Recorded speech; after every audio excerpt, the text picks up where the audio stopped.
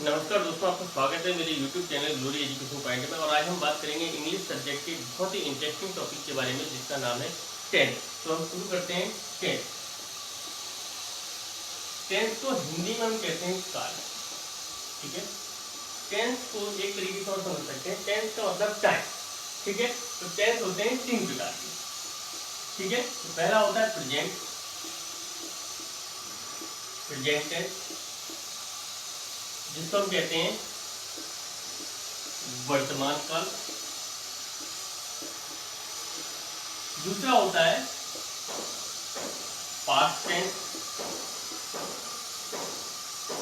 इसको हम कहते हैं भूतकाल।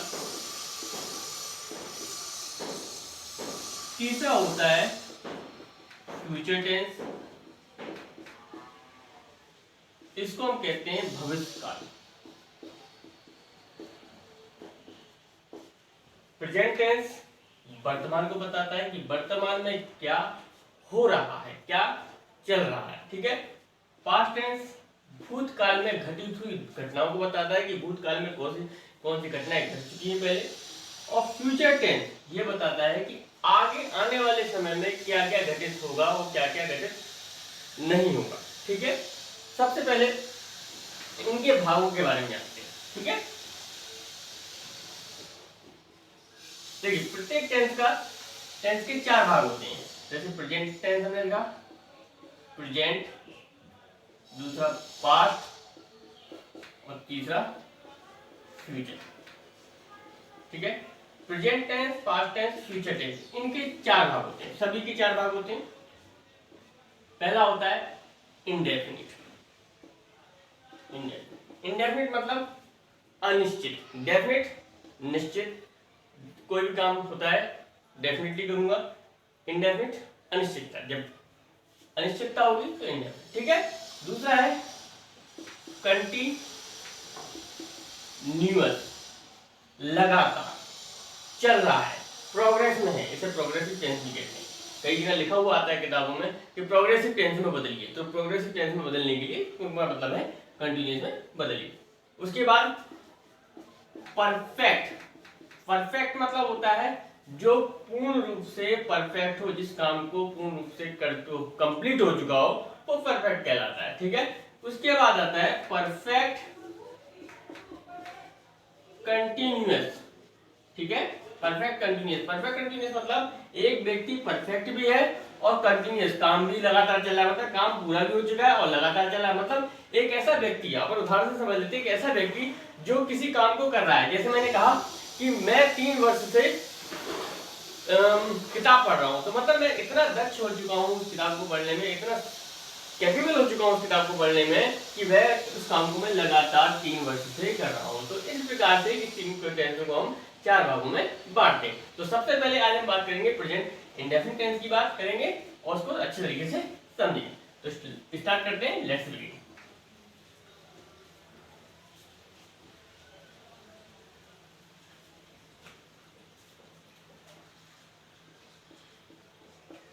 प्रेजेंट इंडेफिनिट, प्रेजेंट इंडेफिनिट, जैसा कि मैंने अभी आपको इसकी हिंदी बताई थी, वर्तमान अनिश्चित काल, प्रेजेंट इंडेफिनिट टाइम, जिसमें अनिश्चितता दिखाई देती है। सबसे पहले इसकी पहचान समझते हैं। हिंदी में इसकी पहचान समझ लेते हैं कि हिंदी में हम इसे कैसे पहचानेंगे कि ये प्रेजेंट इंडेफिनिट टेंस ही है। तो सबसे पहले हिंदी की बात करें तो वाक्य के अंत में ता है, ती है और ते है आदि शब्द आते हैं,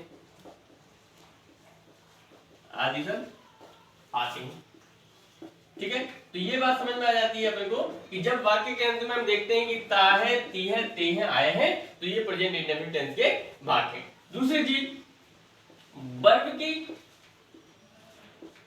फर्स्ट फॉर्म का प्रयोग होता है। ठीक है, क्रिया की कौन सी फॉर्म का प्रयोग होता है? फर्स्ट फॉर्म का यूज करते हैं। फर्स्ट फॉर्म का होता है। तीसरा, I we you they, I we you they बहुवचन करता है। आई वी यू दे, वाह बहुवचन के करता, वाह बहुवचन के कर्ता के साथ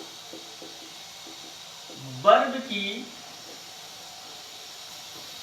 फर्स्ट फॉर्म में एस या ईएस नहीं जोड़ते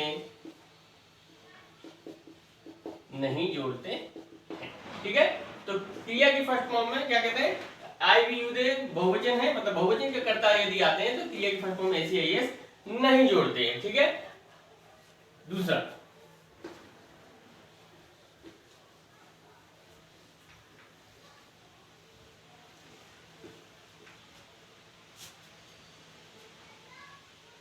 ही, नेक्स्ट ही, सी, इट, कोई भी नाम हो, राम, श्याम, मोहन, सीता, गीता, सुनीता, विनीता, कोई नाम, वा एक वचन के कर्ता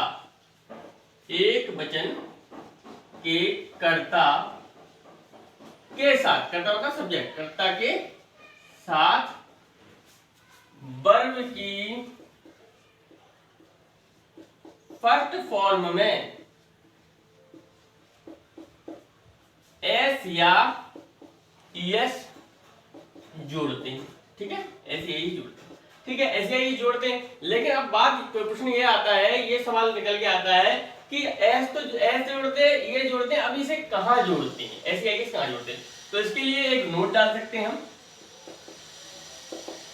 जिन क्रियाओं के अंत में, जिन क्रियाओं मतलब वर्ब, जिन वर्ब के अंत में CH हो, CH, SH, SS, O और X हो, जिन क्रियाओं के अंत में क्या क्या हो, CH हो, SH हो, SS हो, O और X हो, इनके साथ वर्ब में ES जोड़ते हैं और जो शेष रिमेनिंग रह जाते हैं इनको छोड़कर उनके साथ हम S जोड़ते हैं। सपोज हम यहाँ पे कुछ एग्जांपल्स लिखते हैं इन वर्ब से रिलेटेड, जैसे हमने लिखा ब्रांच,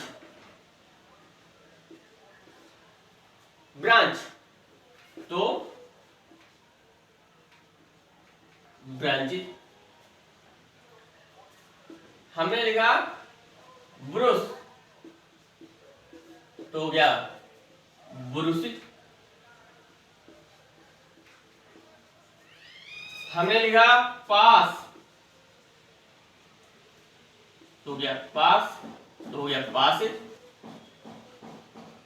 गो, तो क्या गोज। हमने लिखा मिक्स, तो हो गया मिक्सिज। तो जिन क्रियाओं के अंत में CH आ जाता है, SH आ जाता है, SS आ जाता है, O आ जाता है, X आ जाता है, वहां पे हम क्रिया के साथ ES जोड़ते हैं। आगे देखते हैं।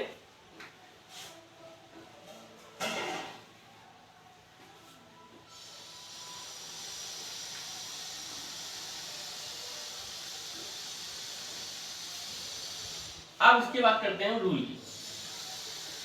रूल, इसका रूल क्या बनेगा जब हम इसको बनाएंगे, तो सबसे पहले सब्जेक्ट आता है, सबसे पहले क्या आता है सब्जेक्ट, उसके बाद वर्ब की फर्स्ट फॉर्म का प्रयोग होगा, उसके बाद ऑब्जेक्ट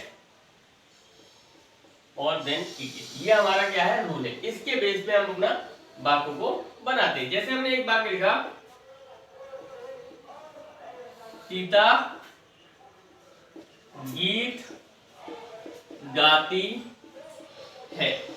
अब बहुत से स्टूडेंटों में एक प्रश्न होता है, एक सवाल ये आता निकल के कि हम इसमें कर्ता को कैसे पहचाने, ऑब्जेक्ट को कैसे पहचाने, वर्ब को कैसे पहचाने, how to identify subject, how to identify object and how to identify verb. हमें कैसे पता चलेगा कि इसमें सब्जेक्ट कौन सा है, ऑब्जेक्ट कौन सा और वर्ब क्या है। तो इसको भी हम समझते हैं कि हम कैसे समझेंगे इसमें सब्जेक्ट कौन सा है, ऑब्जेक्ट कौन सा है और वर्ब कौन सी है। तो सबसे पहले क्या है, तो आप समझें इसको अच्छी तरीके से, चाहे तो लिख लीजिए। सब्जेक्ट को पहचानने के लिए वाक्य में जब हमें सब्जेक्ट को पहचानना होता है कि सब्जेक्ट कौन सा है, तो सबसे पहले वाक्य में आप लगाइए कौन। हिंदी में लिखिए कौन या किसने। कौन या किसने आप लगाते हैं जब वाक्य में, तो सब्जेक्ट अपने आप कहेगा भैया मैं यहाँ पे हूँ, देखो आई एम हियर। तो आपने जैसे ये वाक्य है, इसमें आप कौन जोड़िए, कौन गीत गाती है, तो उत्तर निकल के आएगा कि सीता गीत गाती है, मतलब यहाँ पे सब्जेक्ट कौन है, सीता। ठीक है, तो हमें सब्जेक्ट मिल गया। दूसरा आता है कि हम ऑब्जेक्ट को कैसे पहचानेंगे, तो ऑब्जेक्ट को पहचानने के लिए वाक्य में क्या और किसको, क्या और किसको, जब आप क्या और किसको लगाओगे तो आपको पता चलेगा कि इस वाक्य में ऑब्जेक्ट कौन सा है। जैसे आपने पूछा, अपने आप से पूछिए कि सीता क्या गाती है, तो उत्तर क्या निकल के आएगा, गीत। तो गीत क्या है यहाँ, ऑब्जेक्ट। अब यहाँ पे ऑब्जेक्ट के बारे में दो चीजें समझिए। देखिए ऑब्जेक्ट दो प्रकार के होते हैं, ऑब्जेक्ट भी दो प्रकार के होते हैं। एक होता है डायरेक्ट ऑब्जेक्ट और एक होता है इनडायरेक्ट ऑब्जेक्ट। डायरेक्ट ऑब्जेक्ट कैसे मिलता है, जब हम वाक्य में क्या लगाएंगे तो डायरेक्ट ऑब्जेक्ट आएगा, और किसको लगाएंगे तो इनडायरेक्ट ऑब्जेक्ट निकल जाएगा। ठीक है, तो ऑब्जेक्ट को प्राप्त करने के लिए हम क्या लगाते हैं, क्या और किसको। तीसरी चीज, वर्ब का हमें कैसे पता चलेगा, वर्ब कौन सी है, तो वर्ब के अंत में ना छिपा हुआ रहता है। ठीक है, छिपा हुआ रहता है, हिडन कंडीशन में रहता है। ठीक है, तो छिपा हुआ रहता है कैसे, अब यहाँ पे देखिए, अब ये आपके वर्ब कैसे पहचानेंगे, ना लिखते, सीता ना कोई नाम नहीं होगा, गीत ना नहीं होगा, गाती तो गाना हो सकता है, तो ना छुपा हुआ है, नॉट सो दिखाई नहीं देता, सो नहीं होगा, सिर्फ क्या दिखाए, छुपा हुआ दिखाई देता है, तो वो हो गया, ये हो गई बात। अब इसको हम बना लेते हैं, अब हम इसको बना लेते हैं। देखिए कैसे बनाते हैं, अब हमारे पास सूत्र भी है और हमें ये भी पता चल गया कि हमें सब्जेक्ट कैसे मिलेगा, ऑब्जेक्ट कैसे मिलेगा और वर्ब कैसे मिलेगी। हमने लिखा सब्जेक्ट क्या है, देखो हमने कहा सीता गीत गाती है, तो कौन गाती है, सीता, तो हमने सबसे पहले सीता लिखा, क्यों, सबसे पहले हमें सब्जेक्ट लिखना है सीता।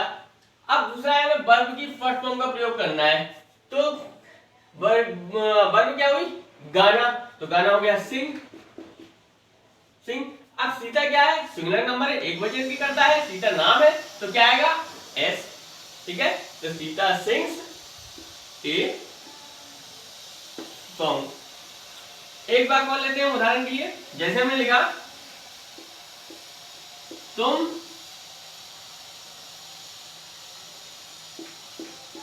सेब खरीदते हो, तुम सेब खरीदते हो, तो कौन खरीदता है, तुम, तो कौन करता क्या निकल के आया, तुम, तो यू। ठीक है, खरीदना क्रिया के अंत में ना छुपा होता है, तो खरीदना, ये क्या हो गई, वर्ब हो गई। ठीक है, ये क्या है, वर्ब हो गया, तो खरीदना, तो बाई। अब यहाँ ऐसी ऐसी नहीं लगेगा, क्यों, क्योंकि यू है, यू बहुवचन करता है, तो यू बहुवचन करता है, तो ऐसी ऐसी नहीं लगता।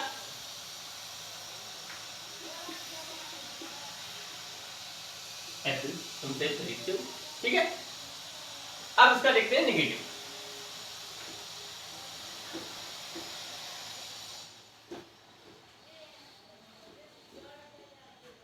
अगला पोर्शन आता है नेगेटिव।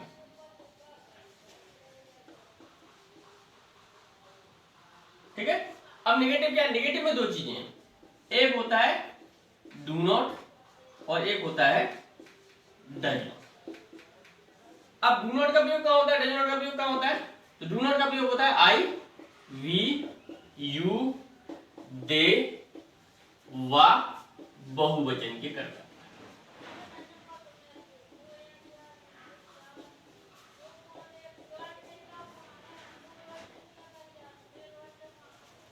ठीक है, तो आई, वी, यू, दे वह बहुवचन कर्ता के साथ होता है, और डज नॉट का प्रयोग किसके साथ होता है, ही, सी, इट, कोई नाम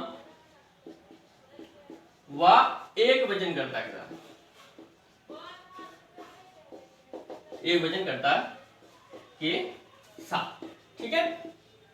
तो यहाँ पर डज नॉट का प्रयोग क्या होता है, ही से इट, कोई नाम व एक वचन कर्ता के साथ। यहाँ पे एक नोट और लिख लीजिए जो आपको समझ में आएगा अच्छे से। जब वाक्य में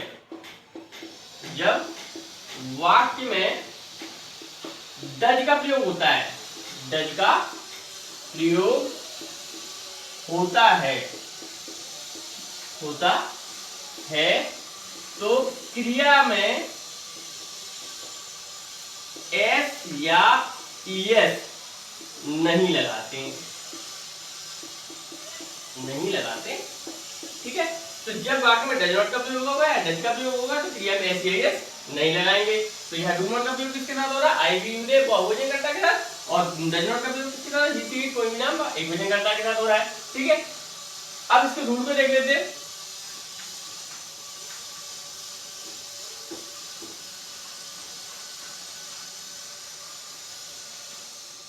देखिए अब इसका रूल लिखते हैं हम। सबसे पहले सब्जेक्ट, उसके बाद डू या डज, ठीक है।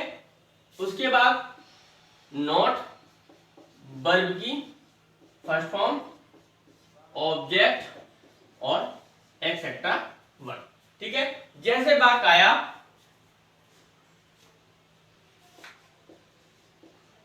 सीता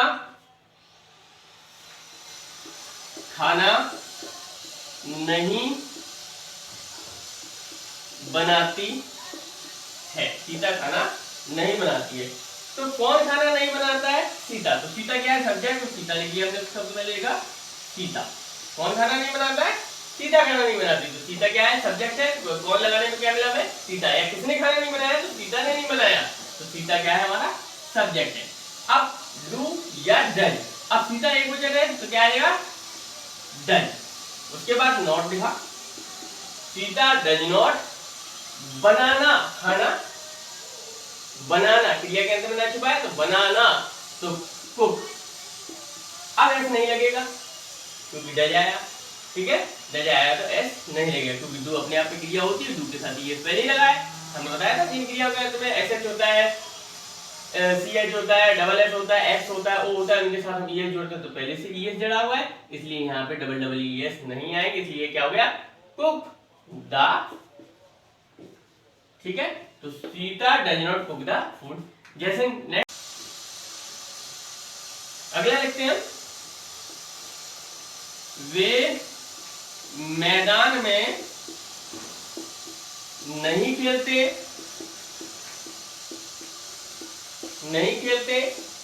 ठीक है। तो कौन नहीं खेलता है, वे की अंग्रेजी क्या बनी, दे। अब डू या डज नॉट, तो क्या आएगा, do not, they do not play in the field, ठीक है। तो वे मैदान में नहीं खेलते हैं। तो इस तरीके से आपका नेगेटिव वाले बन गए। अब अगला देखते हैं इंटेरोगेटिव।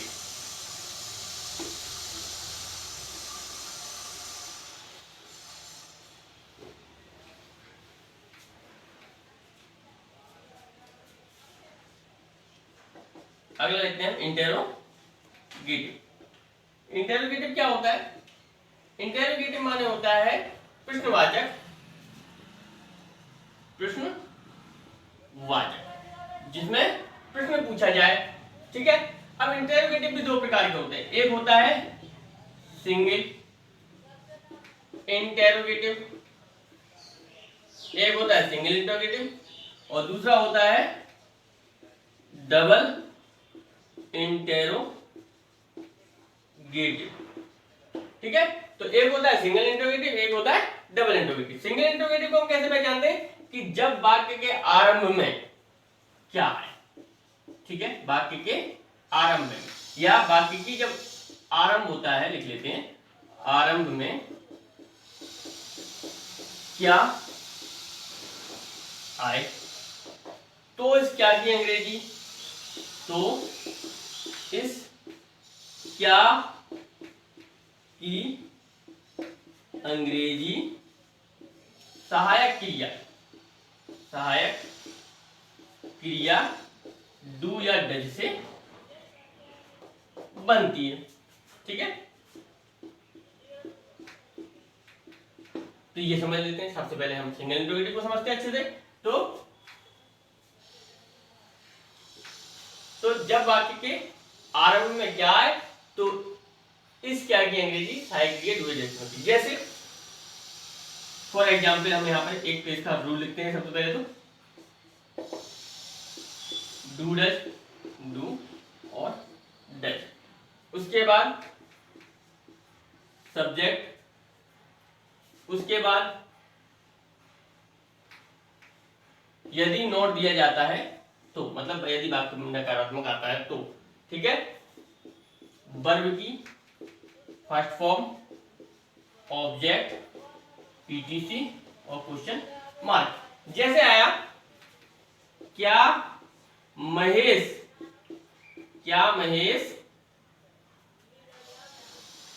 आज बाजार जाता है? क्या महेश आज बाजार जाता है? तो क्या की अंग्रेजी महेश के साथ बनेगी। कौन जाता है, सबसे पहले कौन जाता है, महेश जाता है। तो महेश क्या है, करता है, तो महेश के साथ में क्या की अंग्रेजी आई, क्या आई, डज।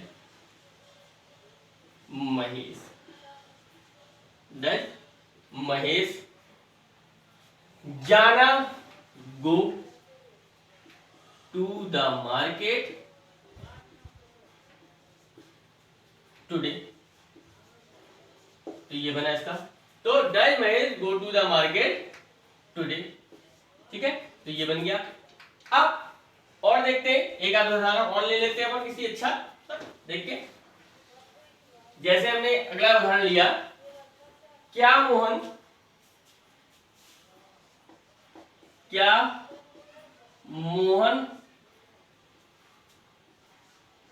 उसे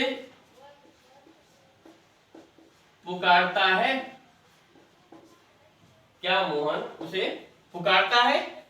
तो मोहन क्या है, नाम, कौन पुकारता है, मोहन। मोहन क्या हो गया, करता, तो क्या की अंग्रेजी किसके साथ है, मोहन के साथ है, तो डज मोहन। पुकारना, तो कॉल, ठीक है, डज मोहन कॉल। अब क्या पुकारता है, उत्तर नहीं मिला। किसे पुकारता है, उसे पुकारता है। किसको पुकारता है, उसको, या किसे पुकारता है, उसे पुकारता है, तो उत्तर क्या आया, हिम। तो क्या मोहन उसे पुकारता है, डज मोहन कॉल हिम। एक और लिख लेते हैं, क्या हम आज किताब नहीं पढ़ते हैं? क्या हम आज किताब नहीं पढ़ते हैं?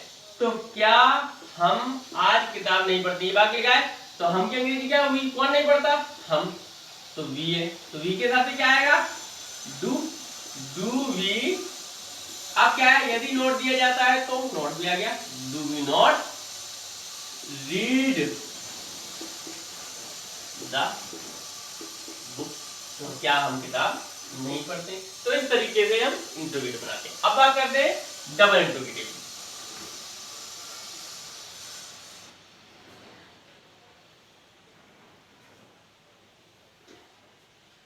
डबल इंट्रोगेटिव क्या होता है, समझिए। डबल इंटेरोगेटिव, जब वाक्य के मध्य में, क्या, कब, क्यों, कैसे, कहां आदि प्रश्नवाचक शब्द आए तो इन शब्दों की अंग्रेजी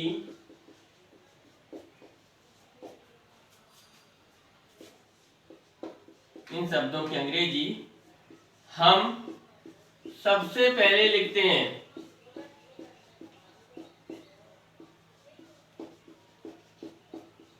ठीक है, तो जब वाक्य के मध्य में, मतलब बीच में, क्या, कब, क्यों, कैसे, कहाँ आदि प्रश्नवाचक शब्द आए तो इन शब्दों की अंग्रेजी हम सबसे पहले लिखते हैं। देखो क्या की अंग्रेजी क्या हुई, व्हाट। कब की अंग्रेजी, व्हेन, व्हाई, हाउ, वेयर। अब इन शब्दों को हम एक शब्द में लिख देते हैं, क्यू वर्ड, क्वेश्चन वर्ड। अब हम इसका सूत्र लिखते हैं, तो उसके सूत्र को देखते हैं।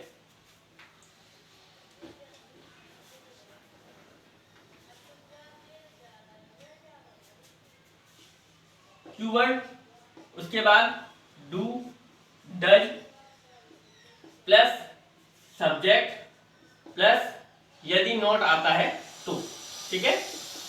वर्ब की फर्स्ट फॉर्म, ऑब्जेक्ट और ईटीसी और उसके बाद क्वेश्चन मार्क। देखिए जैसे आपने लिखा, तुम कहां जाते हो, तुम कहां जाते हो, तो कौन जाता है, तुम करता है, तो सबसे पहले कहां की अंग्रेजी लिखेंगे, where do you, where do you, where do you go, question mark. वह क्या देखती है,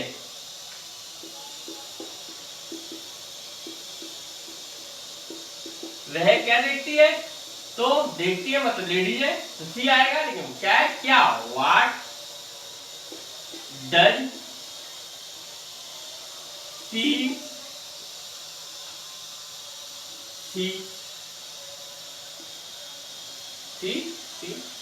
जैसे एक बार को लिख लेते हैं,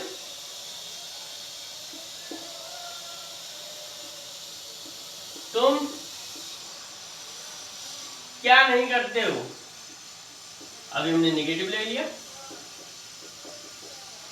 तुम क्या नहीं करते हो, तो क्या क्या अंग्रेजी, व्हाट, यू है तो ये क्या है, do you, what do you not do. अब यहाँ पे आगे कंफ्यूज हो जाता है, भैया ये भी डू आ गया और ये भी डू आ गया, ऐसा कैसा, तो भैया ये है सहायक क्रिया डू और ये है मेन वर्ब डू, ठीक है। तो यहाँ पर इस तरीके से बात बनती है। अगला एक और देखते हैं,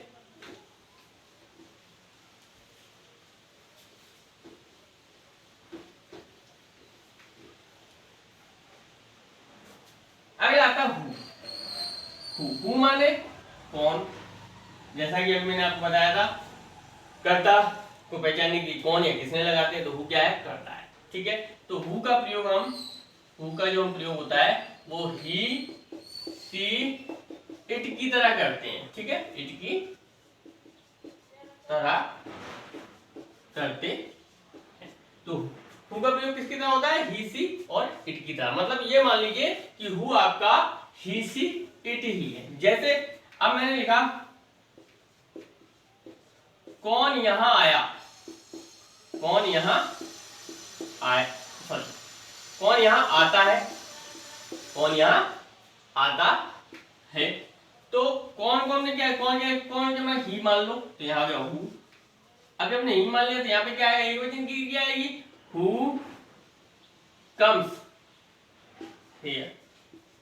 ये तो सीधा हो गया, कुछ बात घुमा के जाते, जैसे आपसे कह दिया, तुम्हें कौन नहीं जानता,